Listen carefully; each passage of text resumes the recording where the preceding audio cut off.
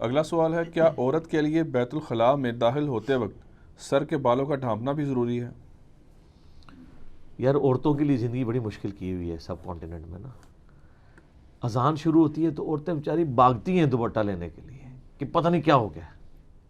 وہ کہتے ہیں شیطان دیکھ رہا ہوتا ہے، تو اذان کے بعد دیکھنا چھوڑ دیتا ہے. وہ عجیب متھ بنائی ہوئی ہے. عورت نے پردہ انہی لوگوں سے کرنا ہے جن سے ان کا پردہ ہے. اس طرح کی کسی ایکٹیویٹی میں کوئی پردہ نہیں ہے، سوائے ایک ابو داؤد میں حدیث ہے کہ جب عورت بالغہ ہو جائے تو ایسی عورت کی اللہ تعالیٰ نماز قبول نہیں کرتا جو ننگے سر نماز پڑھے. یعنی چھوٹی بچی جو ہے وہ تو ننگے سر نماز پڑھ لے تو قبول ہو جائے گی. بالغ عورت ننگے سر نماز نہیں پڑھ سکتی، یعنی بال اس کے ڈھانپے ہوئے ہونے چاہیے حجاب میں. اس حدیث کو لوگوں نے مس یوز بھی کیا، ہوا ہے کہ جو بالغہ عورت ننگے سر پھرتی ہے وہ نماز پڑھے بھی تو قبول نہیں ہوتی، وہ دوئے پاسے ٹور پہ. حالانکہ اس کا تعلق سطر کے ساتھ تھا. تو اس پہ ہم نے کلیریفیکیشن دی، وہ کلپ مارا میں نے، لاکھ سے بھی اوپر چلا گیا، 1.5 بلین ہو چکا ہے وہ. تو میں نے کلیریفائی کیا تھا. یہ بھی اسی طرح کی مت ہے. وہ کہتے ہیں واش روم میں جائے تو سر ڈھانپ کے جائے. اچھا جی چلی گئی، اب اس نے اگر غسل کرنا ہے تو کیا کرے؟ سر ڈھانپ کے کرے؟ ادھر اس کو کون دیکھ رہا ہے؟ اس طرح ضروری ہے کہ وہ اندر جانے سے پہلے دعا پڑھے، چاہے مرد ہے یا عورت. صحیح بخاری میں حدیث ہے، دعا پڑھیں گے اللہم انی اعوذ بک من الخبث والخبائث، اے اللہ میں شریر جنوں اور جننیوں سے تیری پناہ میں آتا ہوں. اور باہر نکل کے دعا پڑھے غفرانک، اے اللہ تو میری مغفرت فرما. ٹھیک ہے، ظاہر ایک تکلیف سے آپ گزرے ہیں نا. یہ واش روم کی تکلیف آپ کو یہ یاد دلاتی ہے کہ اگر آپ کا پیشاب بند ہو جائے یا آپ پیشاب نہ نکال سکیں تو کس تکلیف سے گزر رہے ہیں. تو یہ ایک چھوٹی سی دنیا کی تکلیف ہے، آخرت کی عذاب تو بہت بڑا ہے. تو اسی لیے غفرانک ہم کہتے ہیں، اللہم اجرنی من النار، آمین. تو یہ باتیں بالکل غلط ہے. اسی طریقے سے مشہور ہے کہ اذان شروع ہو جائے تو آپ واش روم نہیں جا سکتے. جناب اذان سننا یا کسی ایک اذان کو سننا اور اس کا جواب دینا سنت ہے، باقی اذانوں کا تو ویسے ہی ضروری نہیں. اور پیشاب کرنا تو فرض ہے کیونکہ جان بچانا فرض ہے. اذان شروع ہے، آدھی ہے، ہوئی ہے، نہیں ہوئی ہے، سب سے پہلی پرائرٹی آپ کی پیشاب ہے. حتیٰ کہ صحیح مسلم میں حدیث ہے کہ اگر کسی کو سخت پیشاب آیا ہو تو اس کی نماز ہی نہیں ہوتی. تو وہ نماز اس کی ہوگی نہیں، وہ جماعت بھی چھوڑ دے گا، پہلے اس سے فارغ ہوگا.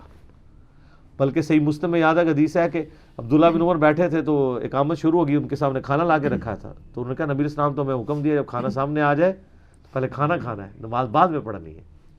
لیکن یہ نہیں ہے کہ آپ کو پتہ ہے کہ جی جماعت 7:30 ہے تو آگے 7:55 تک کھانا تھی سامنے رکھ لو. یہ بھی نہیں ہونا چاہیے تھا. یہ حادثاتی طور پہ ہے، ورنہ اپنی لائف کو آپ نے باقی معاملات میں تو پلان کیا ہوتا ہے نا. تو یہاں پہ بھی آپ نے پلان کرنا ہے کہ جی آپ جو ہے وہ اپنے ٹائمنگ کو ایسا سیٹ کریں کہ آپ کی جماعت ضائع نہ ہو. اللہ کو پروٹوکول دیں، اپنے معاملات کو نمازوں کے اعتبار سے جو ہے وہ سیٹل کریں.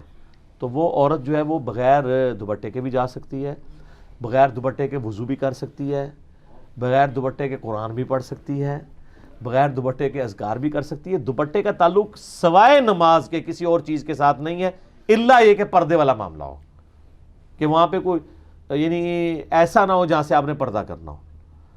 تو ان سے آپ نے پردہ، جو جنات آپ کو نظر ہی نہیں آ رہے ان سے آپ پردہ کریں نہ کریں برابر ہے. کیا کریں گے؟ ان سے پردہ وہی ہے جو آپ دعا مانگ لیتے ہیں، اللہم انی اعوذ بک من الخبث والخبائث. پرانے زمانے میں اصل میں یہ ہوتا تھا کہ عورتیں ابھی بھی گاؤں ایریا میں باہر یعنی کھیتوں میں جا کے باہر جگہوں پہ ان کے ٹوائلٹس بنے ہوتے تھے. یعنی پیشاب کرنے کے لیے تو گھر میں ارینجمنٹ ہوتا تھا، لیکن جو ہے وہ پخانے کے لیے ٹوائلٹ جانا پڑتا تھا باہر. ظاہر اس کی اسمیل ہوتی ہے نا. پیشاب کا کیا ہے، وہ تو آپ نے پانی بہایا تو نکل گیا. اٹیچ بات اس زمانے میں بھی غسل خانے گھر میں ہوتے تھے نا، وہ غسل خانے ہوتے تھے صرف پیشاب تک کے لیے یا غسل کرنے کے لیے. لیکن اگر کسی نے بڑا پیشاب کرنا ہے تو پھر باہر جانا پڑتا تھا کیونکہ اسمیل ہوتی تھی، پھر وہ مٹی میں وہ سارا کچھ کرتے تھے. تو اس وقت پھر عورتیں ظاہر پردے میں گھر سے نکلتی تھی، تو وہ ایسا تو نہیں کر سکتی تھی. آج کل تو اتنی آسانی ہے، اٹیچ باتھ روم ہے اور ان ایشوز سے، ان تکلیف سے گزرنا نہیں پڑتا لوگوں کو. پہلے ان تکلیفوں سے گزرنا پڑتا تھا، آج کل تو غسل کرنا بھی آسان ہے. واش روم والا معاملہ، پہلے تو واش روم جانا ہے ایک تکلیف دہ عمر ہوتا تھا. آپ امیجن کریں نا، اٹیچ باتھ آپ سے لے لیا جائے. اس چیز کا احساس ہمیں ہوا ہے جناب پشاور جا کے. پشاور اگر 10 مسجد ہیں نا تو کسی ایک میں بھی آپ کو بڑی مشکل سے ٹوائلٹ ملے گا. وہاں بندہ گھومتا ہی رہتا ہے، پتہ نہیں اس کا کیا کلچر ہے. لوگ مطلب ان کے ساتھ کیا معاملہ ہے کہ وہ اس طرح کا کوئی معاملہ نہیں, اور جو ٹائلٹ بھرے بھی ہیں وہ بھی اوپن ہی ہے, یعنی کوئی وہ پردے والا نہیں ہے, بس آپ ایک کونے میں جس طرح یہاں پہ لوگ ہوتے ہیں. تو عجیب معاملات ہیں وہاں پہ, بڑی تکلیف ہوتی ہے اس حوالے سے. کے پی کے اندر میں نے دیکھا ہے, باقی پنجاب میں تو آپ چھوٹے سے چھوٹے گاؤں میں چلے جائیں تو بہترین جناب واش روم ٹائلٹس بنے ہوئے ہیں, اور ہونے بھی چاہیے, گھروں کے بھی اور مسجد کے بھی. صفائی کے اہتمام کے لیے چیزیں ضروری ہیں. صفائی نصف ایمان ہے, صحیح مسلم میں حدیث ہے 534 نمبر. تو یہ فزیکلی نظر بھی آنی چاہیے, یہ صرف صحیح مسلم میں لکھی نہ رہ جائے, نظر آئے کہ صفائی نصف ایمان ہے. ٹھیک ہو گیا. ایک اور اس میں کلیریفیکیشن کر دیں, اکثر لوگ روایتیں پیش کرتے ہیں کہ جو عورت سر نہیں ڈھانپتی اس کے گھر میں فرشتے نہیں آتے.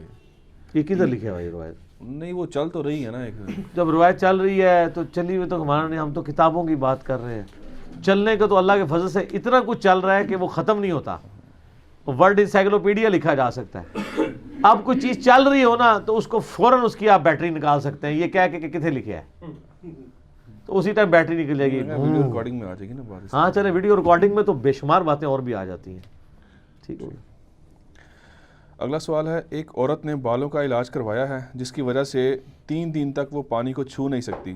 ایسی صورتحال میں وہ عورت وضو اور غسل کی جگہ صرف تیمم کر سکتی ہے؟ سر 3 دن تو بہت تھوڑے ہیں, 30 سال تک بھی وہ کر سکتی ہے اگر اس کی بیماری بڑھنے کا اندیشہ ہو پانی کو چھونے سے, اور یہ اس کے تجربے میں چیز آئی ہو, یا کوئی پرہیزگار ڈاکٹر بتا دے. یہ نہیں ہے کہ ایک عام ڈاکٹر ہے وہ کہ تیمم شروع کر دیں, آپ وضو چھوڑ دیں. جس نے خود بھی نماز نہیں پڑھی اس کو کیا ہے, یہاں کئی لوگ ہو جاتے ہیں نا, وہ جی چھڑ دو بیٹھ کے نماز پڑھیں جی, اور جی آپ کے گھٹنے کا مسئلہ, آپ بیٹھ کے نماز پڑھیں. حالانکہ وہ مسئلہ اس نوعیت کا نہیں ہوتا, لیکن بعض اوقات واقعی ہوتا بھی ہے. 2-3 ڈاکٹر سے ایکسپرٹ اوپینین لے لیں, کیونکہ اگر آپ بیٹھ کے نہیں پڑھیں گے پھر وہ درد پروسیڈ کر کے ہمیشہ کے لیے ہو جاتی ہے. وہ ضرور کریں. لا یکلف اللہ نفسا الا وسعها, اللہ تعالیٰ کسی جان پہ ظلم نہیں کرتا, اللہ تعالیٰ کسی جان کے اوپر بوجھ نہیں ڈالتا, اتنا ہی سوائے اتنا ہی جتنا وہ برداشت کر سکتا ہے. تو یہ اس کے تحت آپ جب چاہیں جس وقت چاہیں شریعت کی پابندی کو اویل کر سکتے ہیں. اور میں نے تو پچھلی دفعہ الموطا امام مالک کی روایت بھی تو بتائی تھی نا اس حوالے سے, کہ نبی صلی اللہ علیہ وآلہ وسلم نے فرمایا کہ اگر 10 سال تک بھی کوئی مٹی سے تیمم کر کے نماز پڑھتا رہے تو اللہ نے میری امت کے لیے مٹی کو پاک کر دیا, بشرطے کہ پانی نہ پائے. پانی پائے گا تو پھر نہیں. پانی پانے سے مراد یہ ہے کہ پانی فزیکلی پائے, یا فزیکلی تو پا سکتا ہے لیکن اس کو استعمال میں لانے میں بیماری کے بڑھنے کا اندیشہ ہے, تو وہ بھی پانی پہ قدرت نہیں پائے ہوئے تو وہ بھی تیمم کر سکتا ہے. سورۃ المائدہ میں تیمم کا طریقہ ہے کہ دونوں ہاتھ پہلے مٹی میں مار کے چہرے کا مسح کریں گے, اس کے بعد دونوں ہاتھوں کا کریں گے کونی سمیت. ٹھیک ہے علی بھائی, اس میں ضمناً ایک چیز بتا دیں, جو اسی اسپیسیفک سوال کے مطابق اس میں بالوں کا ذکر آیا, تو کیا صرف ایک رکن کو نہیں چھوڑ دینا بہتر, باقی وضو بھی تو کیا جا سکتا ہے؟ نہیں, وہ کہہ رہے ہیں پانی کو ہاتھ لگانے سے منع کیا ہے.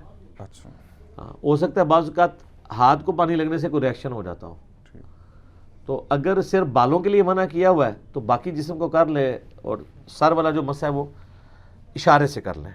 ٹھیک ہے, پھر تو آپ یہ کر سکتے ہیں, اور پھر آپ تیمم نہیں کریں گے. جب کسی ایک رکن کا ایشو ہونا یا کسی خاص جگہ کا جیسے زخم ہوا ہے اور پٹی باندھی ہوئی ہے, پھر آپ تیمم نہیں کرنا, صرف اس ایریے کو آپ نے پانی سے نہیں دھونا. آپ ایک ہاتھ سے وضو کر لیں, اگر آپ کی بائیں ہاتھ کی انگلی ہے یا دائیں کی زخمی ہے تو اسی سے وضو کر لیں, اور وہاں پہ بس ایسے اوپر ہلکا سا ہاتھ پھیر دیں, باقی کو آپ سارا دھوئیں.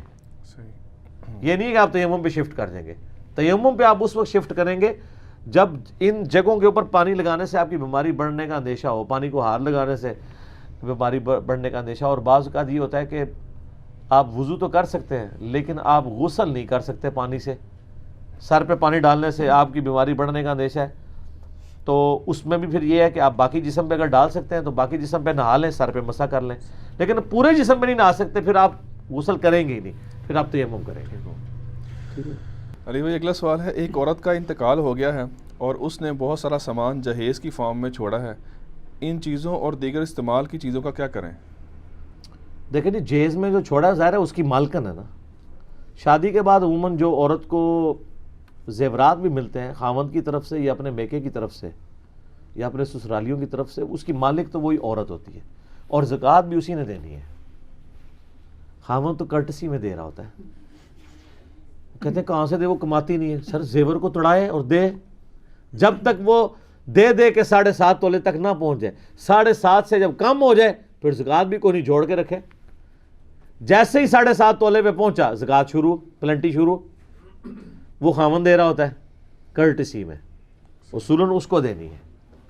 تو مالک وہ ہے. مرنے کے بعد اس کی وراثت تقسیم ہوگی, اور اگر اس کی اولاد نرینہ نہیں ہے تو اس مرنے والی عورت کے بہن بھائیوں کو بھی وراثت کا حصہ جائے گا, اور اگر اولاد نرینہ ہے پھر اولاد میں اور اس کے ماں باپ میں اور اس کے خامند میں تقسیم ہوگی. ماں باپ نہیں ہے تو پھر باقی اس طرف تقسیم ہوگی. جہیز کی مالک عورت مرنے کے بعد اس کی جائیداد اسی طریقے سے تقسیم ہوگی.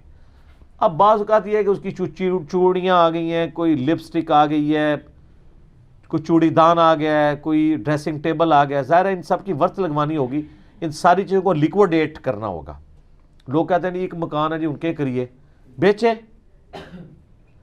وہ کہتے ہیں بیچے بھی نہ اور ہمیں وراثت تقسیم کر دیں. کیسے کر کے دیں؟ کمرے ایک جتنے نہیں ہوتے, کمروں کی ورث ایک جتنی نہیں ہوتی, تو پھر کیا کریں؟ وراثت تقسیم ہونے کے لیے اس کا لیکویڈیٹ ہونا یعنی مال کی شکل میں آنا ضروری ہے. الا یہ کہ آپ میں سے کوئی غریب ہے تو باقی امیر بہن بھائی اس کے حق میں دستبردار ہو کے اس کو مکان دے دیں. لیکن وہ مشکل جاتی ہے ایسے بعض اوقات. 3 مرلے کے مکان میں 3 فیملیاں رہ رہی ہوتی ہیں. جب ایک کا کوئی مر جاتا ہے اور وہ وراثت تقسیم ہو تو تینوں بے گھر ہو جاتے ہیں, کیونکہ ان کو جو پیسے ملنے 1 مرلے کا مکان تو نہیں وہ خرید سکتے. تو پھر وہ تقسیم بھی نہیں کرتے, ادھر ہی بیچ میں وہ کھچڑی پکی رہتی ہے. دوسری تیسری نسل میں جا کے پھر اتنے سارے اس کے وہ نکل آتے ہیں کہ وہ جناب وہ وکیلوں کی نوکری لگی رہتی ہے. ٹھیک ہے نا, عدالتیں بعد ہی اسی وجہ سے ہیں. اتنے بندوں کے سائن, ایک بندہ مس ہو جائے پھر وہ جیسے سانپ کاٹ جاتا ہے 99 میں جا کے پھر 0 پہ آ جاتے ہیں. ایک بندہ بھی غائب ہو جائے بڑی مصیبت ہو جاتی ہے. پھر وہ مختار نامے اکٹھے کرتے ہیں, پھر کوئی بعض لوگ دوسرے شہروں میں ہوتے ہیں, بعض دوسرے ملکوں میں چلے گئے ہوتے ہیں. بہت عذاب بنتا ہے. اس عذاب سے چھٹکارے کا طریقہ یہ ہے کہ فوراً ایگزیکیوٹ کر لیا کریں.